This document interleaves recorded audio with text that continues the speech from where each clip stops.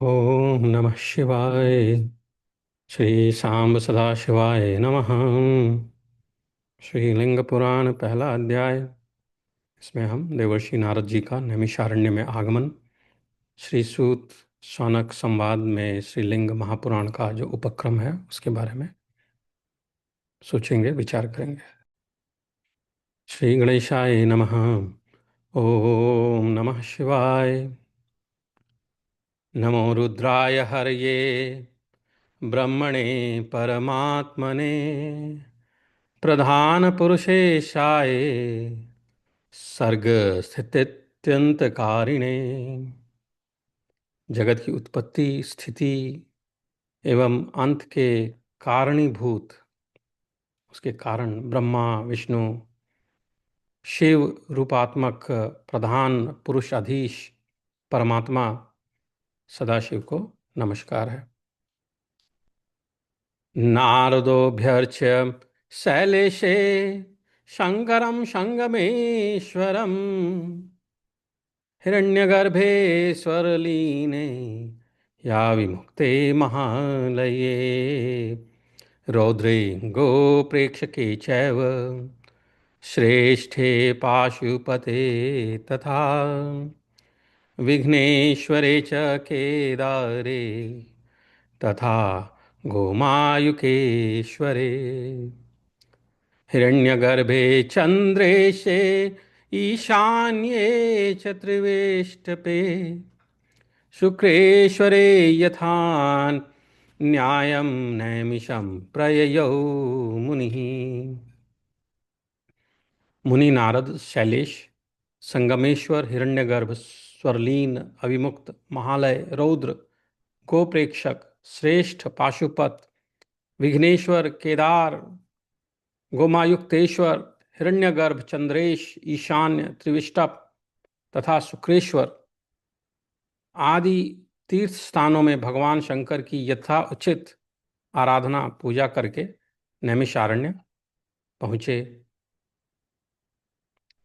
नारदोऽभ्यर्च्य शैलेशे शंकरं संगमेश्वरे हिरण्यगर्भे स्वरलीने ह्या विमुक्ते महालये रौद्रे गोप्रेक्षके चैव श्रेष्ठे पाशुपते तथा विघ्नेश्वरे च कैदारे तथा गोमायुक्तेश्वरे हिरण्यगर्भे चन्द्रेशे ईशान्ये च त्रिविष्टपे शुक्रेश्वरे यथा न्यायं नैमिषं प्रययो मुनिः।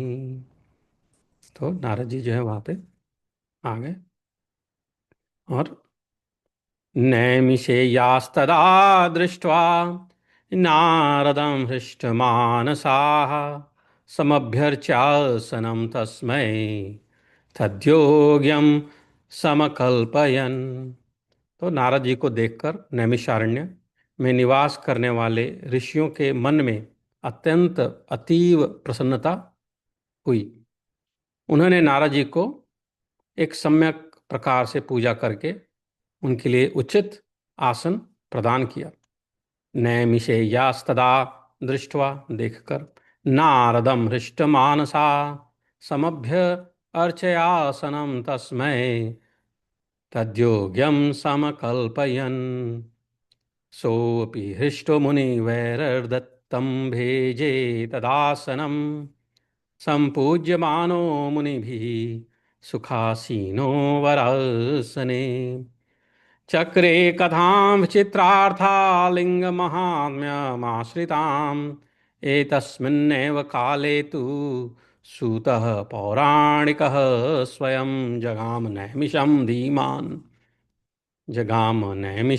धीमान् प्रणमार्थं तपस्विनां तस्मै साम च पूजाञ्च यथावच्च क्रिरे तथा। उन नारद जी ने भी सभी मुनियों द्वारा प्रदत्त उस आसन को सहर्ष प्रसन्नता के साथ स्वीकार किया और उन मुनियों से भली भांति पूजित पूजा होकर तथा उस उत्तम आसन पर सुखपूर्वक विराजमान होकर वे लिंग महात्म्य से संबद्ध विचित्र रहस्यों वाली कथा जो है सुनाने लगे। चक्रे कथां विचित्रार्थां लिंग महात्म्यमाश्रिताम्। फिर क्या हुआ? एतस्मनेव काले तु सूतः पौराणिकः स्वयं जगाम नैमिषं धीमान् प्रणामार्थं तपस्विनां तस्मै सां च पूजां च यथावच्च क्रीडे तदा। तो इसी समय पुराणों के ज्ञाता परम बुद्धिमान सूत जी तपस्वी मुनियों को प्रणाम करने की कामना से नैमिषारण्य में आ पधारे। नैमिषारण्यवासी ऋषियों ने व्यास जी के शिष्य उन सूत जी की भी सम्यक प्रकार से स्तुति तथा पूजा की। नैमिष्यास्तु शिष्याय नैमिषेयास्तु शिष्याय कृष्णद्वैपायनस्य तु अथ तेषां पुराणस्य शुश्रूषा समपद्यत दृष्ट्वा तमति विश्वस्तं विद्वांसं रोमहर्षणम् आपृच्छञ्चश्च तथा सूतमृषीं सर्वे तपोधनाः पुराण संहितां पुण्यां लिंग महात्म्य संयुताम। तत्पश्चात अपनी कथाओं से रोमांचित कर देने वाले सूत जी को अति विश्वस्त विद्वान जानकर उन मुनियों की उनसे पुराण सुनने की इच्छा हो गई। तब सभी तपस्वी ऋषियों ने मुनिवर सूत जी से लिंग महात्म्य से युक्त पुण्यदायिनी पुराण संहिता के विषय में पूछा।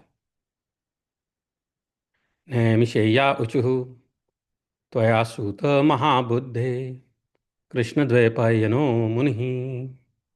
महान बुद्धि वाले हे सूत जी, पुराणों का ज्ञान प्राप्त करने के लिए आपने श्री कृष्ण द्वैपायन व्यास जी की उपासना की तथा उनसे पुराण सहित उनसे पुराण संहिता प्राप्त भी की है।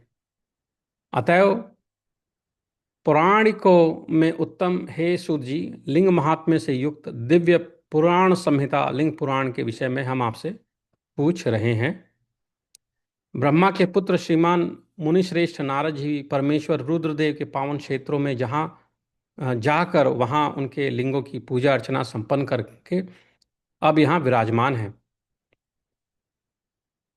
तो नैमिषया उचु त्वया सूत महाबुद्धे कृष्णद्वैपायनो मुनिः उपासितः पुराणार्थं लब्धा तस्माच्च संहिता तस्माद् भवन्तं पृच्छामः सूत पौराणिकोत्तमं पुराण संहितां दिव्यां लिंगमहात्म्य संयुतां नारदोऽप्यस्य देवस्य रुद्रस्य परमात्मनः क्षेत्राण्या साध्य चाभ्यार्च्य लिंगानि मुनिपुंगवः इह सन्निहितः श्रीमान् नारदो ब्रह्मणः सुतः भवभक्तो भवांश्चैव वयं वै नारदस्तथा अस्याग्रतो मुने पुण्यं पुराणं वक्तुमर्हसि सफलं साधितं सर्वं भवता विदितां भवेत् एवमुक्ता स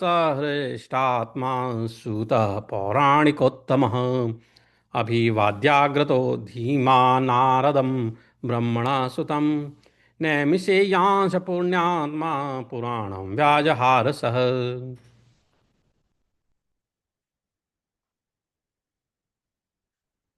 तो मुनियों के इस प्रकार कहने पर पौराणिकों में श्रेष्ठ सूत जी का मन प्रसन्नता से प्रफुल्लित हो गया। सर्वप्रथम ब्रह्मा जी के पुत्र देवर्षि नारद तथा नैमिषारण्यवासी मुनियों को अभिवादन करके बुद्धिमान तथा पुण्यात्मा सूत जी ने लिंग पुराण का कहना आरंभ किया। सूत उवाच नमस्कृत्य महादेवं ब्रह्माणं च जनार्दनं मुनीश्वरं तथा व्यासं वक्तुं लिंगं स्मराम्यहम् शब्दब्रह्म तनुं साक्षात् ब्रह्म प्रकाशकं वर्णावयमव्यक्त लक्षणं बहुधा स्थितम्। शिव ब्रह्मा विष्णु तथा मुनीश्वर व्यास जी को नमस्कार करके सूत जी बोले, लिंग पुराण की कथा कहने के लिए मैं इस पुराण में प्रतिपादित विषय का स्मरण करता हूँ। शब्द ब्रह्म ही इसका शरीर है। यह साक्षात शब्द ब्रह्म स्वस्वरूप का प्रकाशक है। अकार आदि शकारांत वर्ण ही इसके अवयव हैं। अनेक रूपों में स्थित होने पर भी यह अव्यक्त है। परात पर सूक्ष्मात्मी सूक्ष्म होने पर यह अकार उकार तथा मकारात्मक स्थूल शरीर वाला है। ऐसे स्वयं प्रकाश्य शब्द ब्रह्म ओमकार का ऋग्वेद मुख, सामवेद उसकी जिह्वा है, यजुर्वेद इसकी महाग्रीवा है तथा अथर्ववेद इसका हृदय है। यह व्यापक है, यह प्रकृति तथा पुरुष से अतीत एवं प्रलय तथा उत्पत्ति से रहित है। अकारोकारमकारं स्थूलं सूक्ष्मं परात् परम् ओंकार रूप मृगवक्त्रं समाजिह्वासमन्वितं यजुर्वेद महाग्रीवमथर्व हृदयं विभुं प्रधानपुरुषातीदं प्रलयोत्पत्तिवर्जितं तमसा कालरुद्राख्यं रजसा कनकाण्डजं सत्त्वेन सर्वगं विष्णुं निर्गुणत्वे महेश्वरम् प्रधानावयं व्याप्य सप्तधाधिधिष्ठितं क्रमात् पुनः खोडशदा चैव खड्विंशकमजोद्भवं सर्गप्रतिष्ठासंहार लीलार्थं लिङ्गरूपिणं प्रणम्य च यथा न्यायं वक्षे लिङ्गोद्भवं शुभम्।